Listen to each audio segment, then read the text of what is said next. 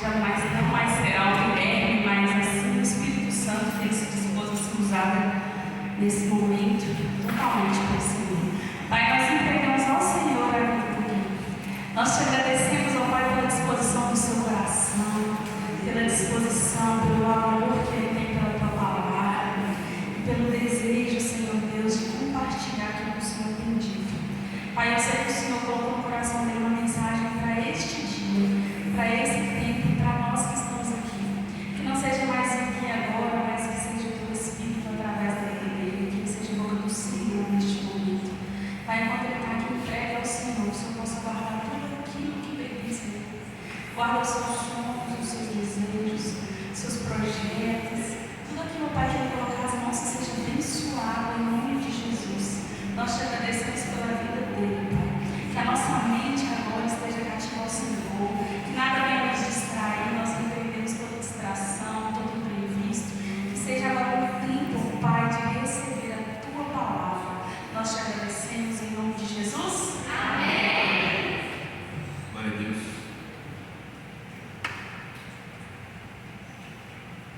É que falou comigo que até meia-noite e 50? Oi, gente, boa noite, passeio. Tudo bem com vocês? Pode ser sacanagem. Todo mundo entende?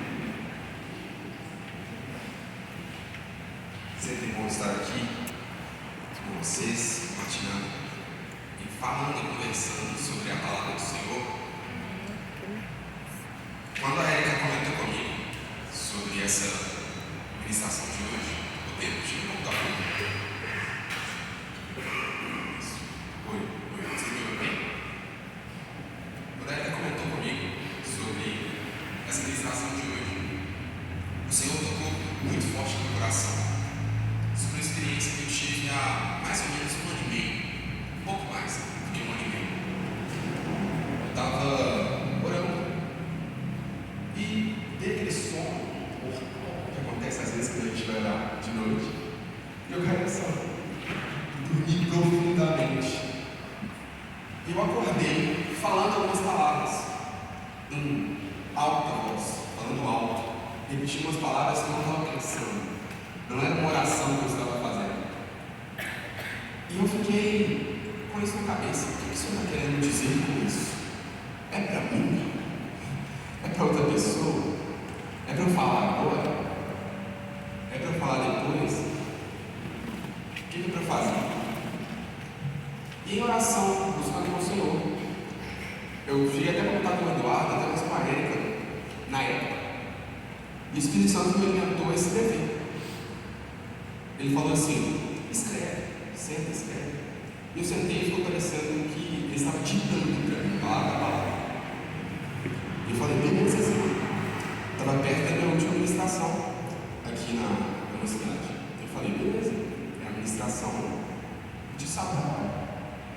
Só que o Espírito Santo falou: não é para agora, espera. Não é para agora. Eu falei: beleza, Senhor. E todas as outras ministrações, está muito ruim minha voz. Parecia que eu estou falando do fundo de uma caverna. Isso.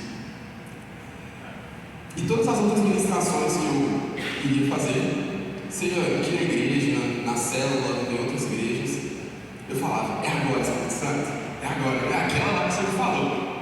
O Espírito Santo sempre falava: não deu hora ainda. Obrigado, lindo. Obrigado. O Espírito Santo sempre falava: agora não. Espera mais um pouco. E eu já estava assim: um dia vai chegar a hora. Eu não estava nem falando mais com o Espírito Santo sobre. E quando, no nosso último culto de jovens, a Erika falou sobre a porção inteira do cordeiro, sobre a importância de não pegarmos apenas um pedaço, apenas uma parte, e sim o cordeiro em sua totalidade. O Espírito Santo me incomodou. Ele me lembrou da palavra e falou: chegou a hora, é agora. Eu me arrepiei todinho e falei: meu Deus, estava esperando há tanto tempo, chegou a hora, estou com medo. Então eu gostaria de convidar vocês a abrirem a Bíblia de vocês, as espadas de vocês, no Evangelho de Lucas,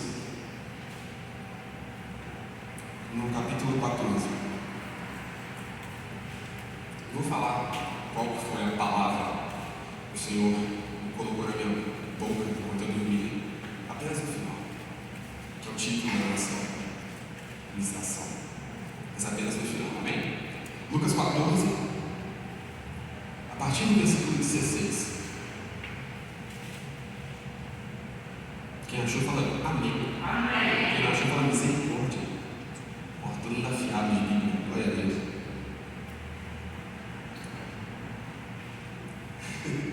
Tá escrito o seguinte, a partir do versículo 16. Jesus, porém, respondeu: certo homem deu uma grande ceia e convidou a muitos. Versículo 17. A hora da ceia, enviou o seu servo para avisar os convidados: venham, porque tudo já está preparado. Mas todos eles, um por um, começaram a apresentar desculpas. O primeiro disse: comprei um campo e preciso ir vê-lo. Preciso que me desculpe. Peço que me desculpe. 19. O outro disse: comprei 5 juntas de bois e vou experimentá-las. Peço que me desculpe. E o outro disse: casei-me e por isso não posso ir. Versículo 21. O servo voltou e contou tudo ao seu senhor.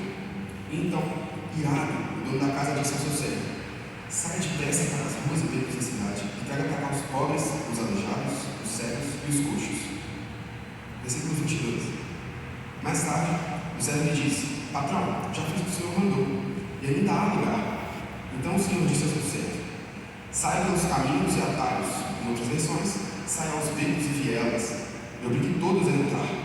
Em outras traduções, insista para que todos entrem, para que assim a minha casa fique cheia. Versículo 24. Porque digo a vocês que nenhum daqueles homens que foram convidados provará da minha ceia. Amém? A gente tem uma mensagem muito dura de Cristo. Essa parábola, ela conta sobre um homem que prepara uma ceia, misericórdia, sobre um homem que prepara um banquete, uma festa. A palavra certamente vai variar de acordo com a tradução que você for ler. Mas esse homem, ele prepara esse banquete e nenhum dos seus convidados pôde ir, nenhum dos seus convidados quis ir. Eles apresentam várias desculpas e por isso eles não vão ao banquete, eles não vão à ceia. E esse homem, muito nervoso, muito frustrado com o fato de nenhum dos convidados ir, ele convida aos pobres, os cegos, os coxos, os aleijados. E ele disse que os primeiros convidados o negaram, jamais seriam parte com ele, ou seja, jamais sentariam naquela mesa para comer aquele banquete. E por incrível que pareça, tem mais ensinamentos nessa parábola do que não rejeitar comida. Tem alguns ensinamentos que são mais profundos do que isso. E eu gostaria de trazer vocês comigo para que a gente possa analisar essa coisa. Amém? São 4 pontos que a gente vai abordar hoje. O primeiro desses pontos é o convite.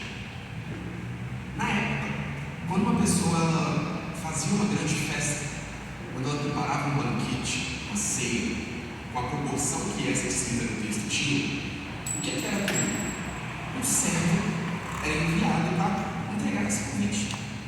Ele era enviado até a casa daquela pessoa para falar: olha, no dia tal, daqui a 3 semanas, 4 semanas, vai acontecer uma festa. E meu Senhor quer que você vá. E esse servo voltava com a afirmativa ou negativa. Ele voltava com a resposta da pessoa.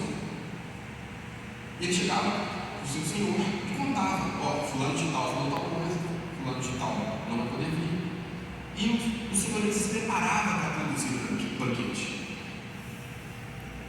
No dia do banquete, ou dependendo da distância, um pouco antes, uns 2 dias antes, esse mesmo servo voltava para a pessoa que confirmou a sua presença e ia falar: olha, já está tudo pronto, tudo já está preparado para te receber, você pode vir, você será muito bem-vindo, é importante que você vá.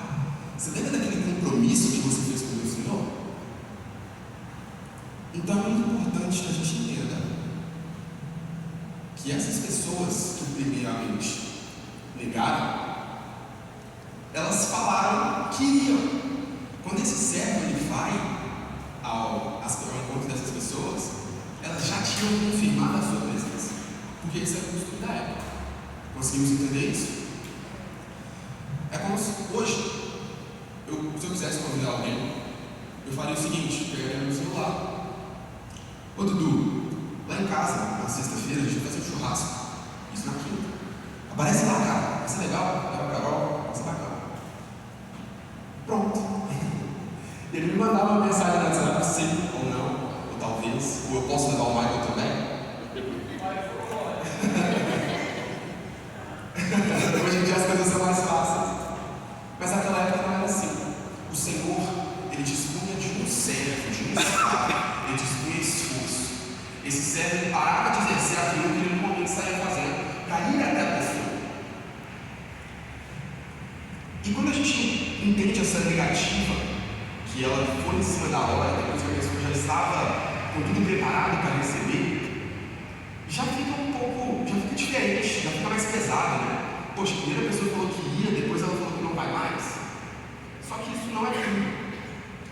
Assim a gente chega no nosso segundo ponto, que é a negativa. Nosso primeiro ponto foi o convite, correto? Agora a gente vai falar um pouquinho sobre a negativa.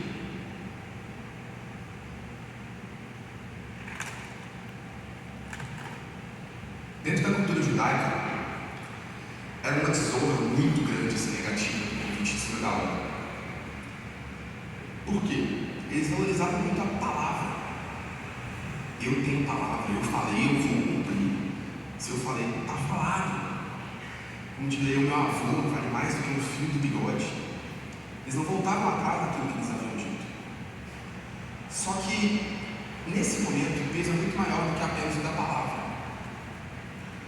Dentro dessas festas, desses banquetes, era comum que o dono da festa, o dono da casa, fizesse como se fosse um ritual.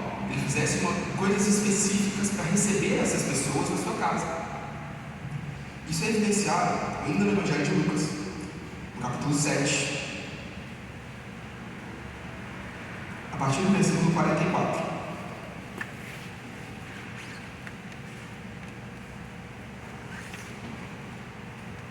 Lucas, capítulo 7, a partir do versículo 44.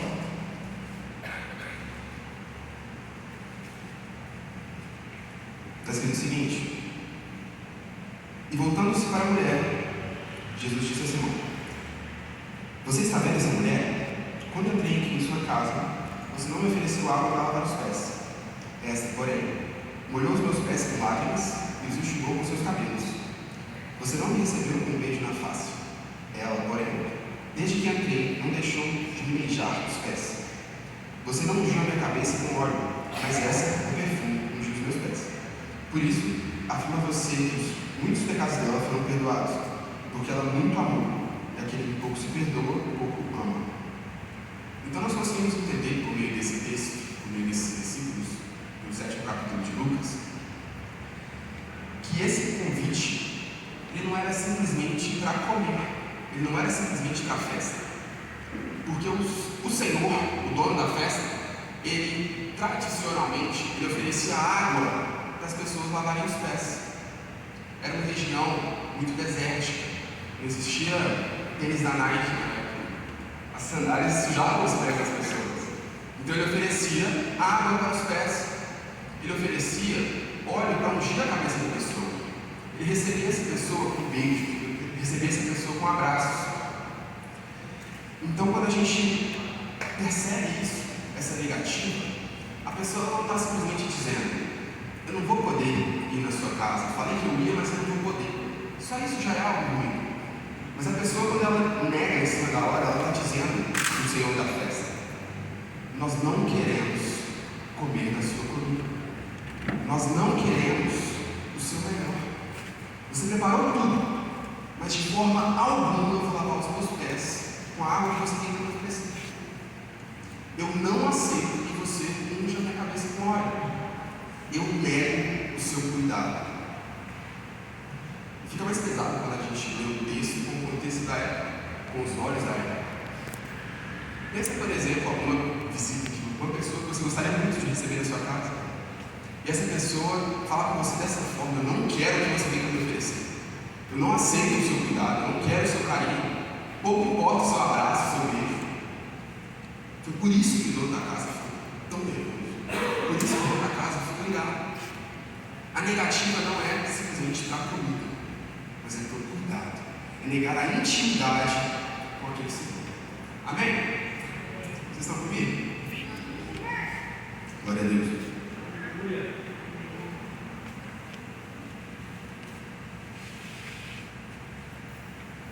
Esse Senhor, esse dono da casa, talvez ele poderia falar: já que quem eu convidei não quis vir, você quer saber do negócio?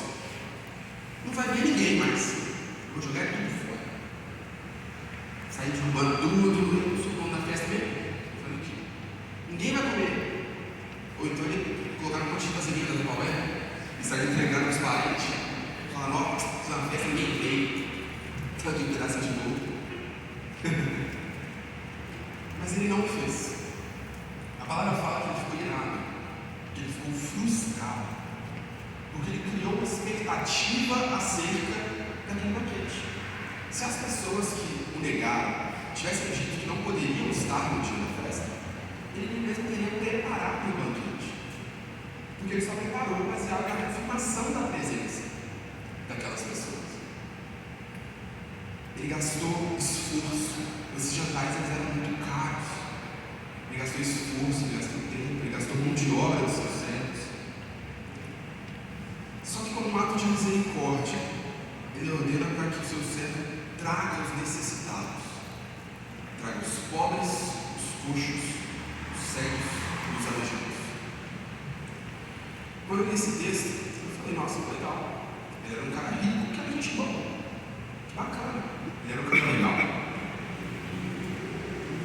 Mas Jesus, o que você está querendo falar com isso? O que tem por trás desse texto? Não é simplesmente bondade no nome da festa. É um ato de misericórdia, uma representação perfeita da vida de Cristo também. E isso é evidenciado no Evangelho de João, no primeiro capítulo. Se vocês puderem abrir a Bíblia de vocês. Primeiro capítulo do Evangelho de João, umas páginas à frente.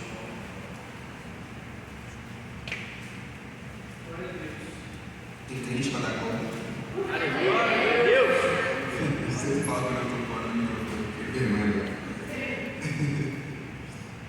João capítulo 1, a partir do versículo 11.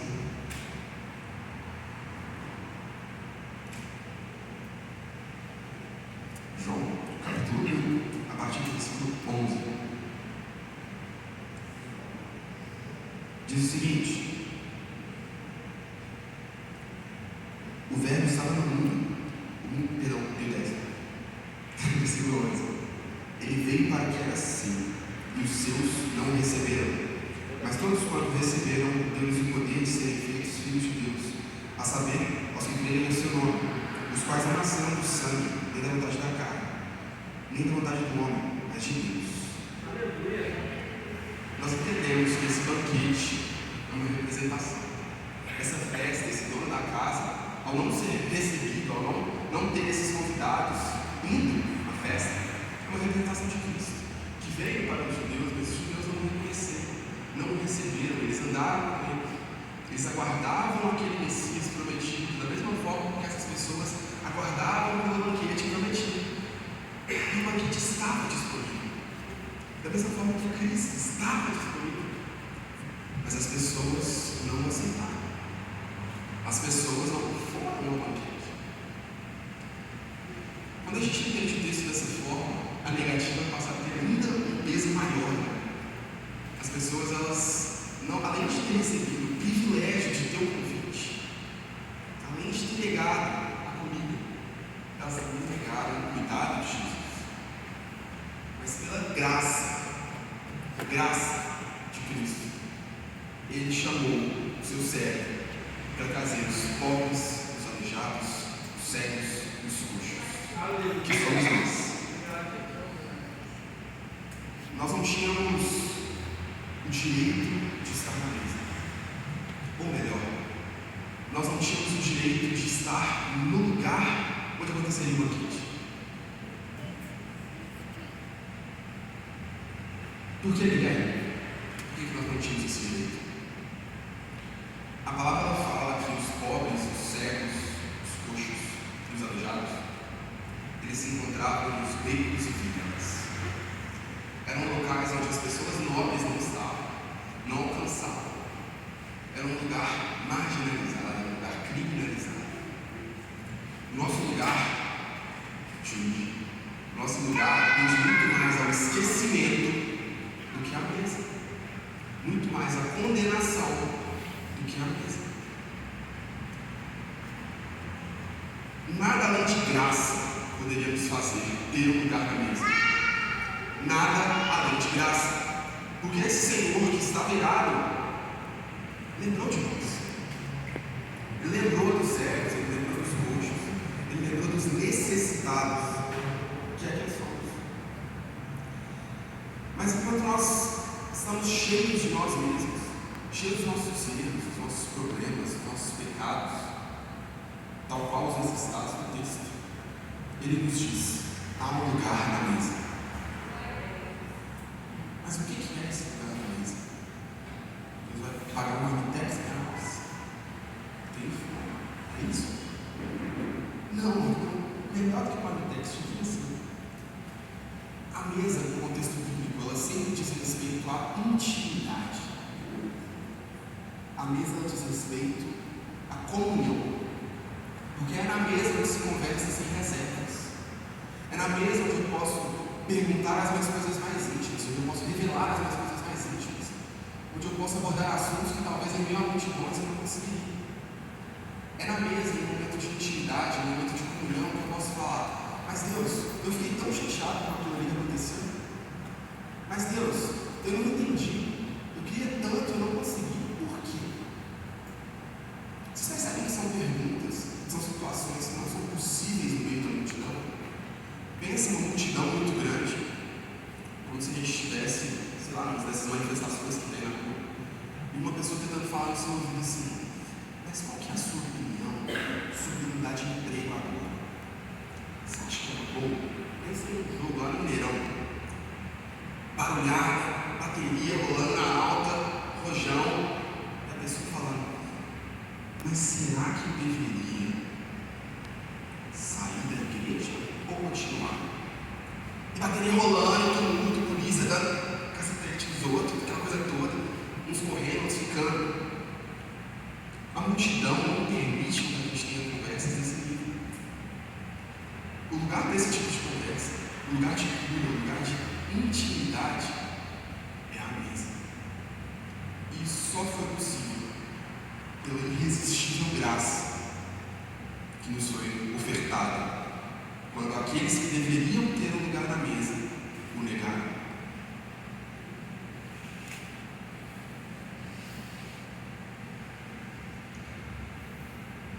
A questão é: nós podemos nos enquadrar em alguns outros lugares nesse mesmo texto. Até quando nós iremos negar o convite de estar à mesa com Jesus? Até quando nós vamos criar desculpas para estar à mesa? Nós precisamos entender que o nosso lugar de origem não é a mesa. Nós não somos merecedores da mesa. Mas ainda assim, temos pessoas cristãs, evangélicas, do século XXI, que falam: mas eu não concordo, eu não penso bem assim. A Bíblia está escrita desse jeito, mas a Bíblia precisa ser atualizada. Até quando nós vamos criar desculpas para estar sentados à mesa de Cristo? Não, Guilherme, é porque eu sou muito jovem. Eu preciso viver a vida primeiro, e na minha velhice eu vou à igreja. Quando eu já tiver meus cabelos brancos, histórias para contar. Como que eu vou aconselhar alguém se eu nunca vivi nada? Logo vou vender droga, passar uns 3 anos, depois eu tenho uma coisa para contar. É engraçado, mas eu já ouvi exatamente isso. Até quando nós vamos apresentar desculpas? Ah, não. eu vou ser firme no Evangelho, eu vou ser firme na pregação da palavra, eu vou ser firme na minha conduta cristã depois que eu formar na escola. Porque a escola é escola, né? Não, eu vou ser firme depois que eu formar na faculdade. Porque a faculdade é um lugar meio complicado de ser crente, tem muita perseguição. Vocês sabiam, irmãos, que a cada 10 jovens que entram na faculdade no Brasil, 7 se desviam? As pessoas são tão acostumadas a dar essas desculpas de que, não, quando eu me formar, quando eu concluir a minha faculdade, depois que eu tiver o meu mestrado, depois que eu tiver um bom trabalho, depois que eu casar, depois que eu estiver estável financeiramente, que elas se perdem cada vez mais a ponto de mesmo achar o caminho de volta para a mesa.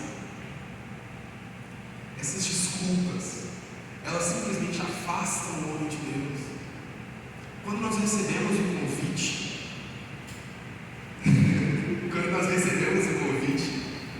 o Senhor já entendia, já sabia do nosso estado de podridão. Nós não pegamos a Deus de surpresa. Não, porque a escola é um ambiente difícil, porque a faculdade, o trabalho, o meio corporativo. Gente, antes de eu de fato entrar no ambiente corporativo, eu tinha uma visão tão assim de filme do ambiente corporativo, sabe? Aquela coisa onde todo mundo fala direitinho, fala certinho, assim, veste uma roupa legal. Mas eu trabalho comigo muito tempo. O choque de realidade foi muito grande. Vocês acham mesmo que Deus, Todo-Poderoso, o Senhor, não tem conhecimento de como funciona o mercado de trabalho no Brasil? Será mesmo que Deus falou assim, eu vou chamar ele à mesa